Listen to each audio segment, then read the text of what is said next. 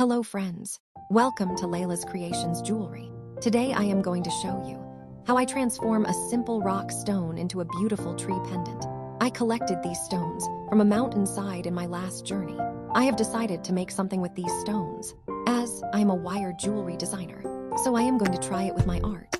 Hope you like the result, but I will request you to watch the full video to enjoy the whole work step by step. Thank you for staying with me.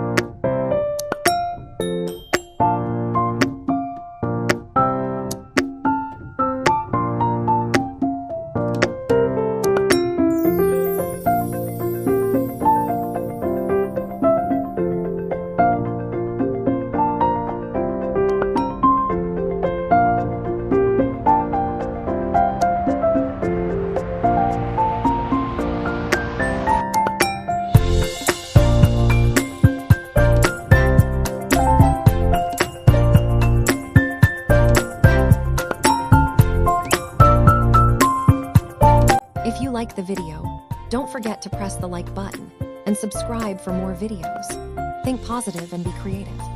Have a nice day.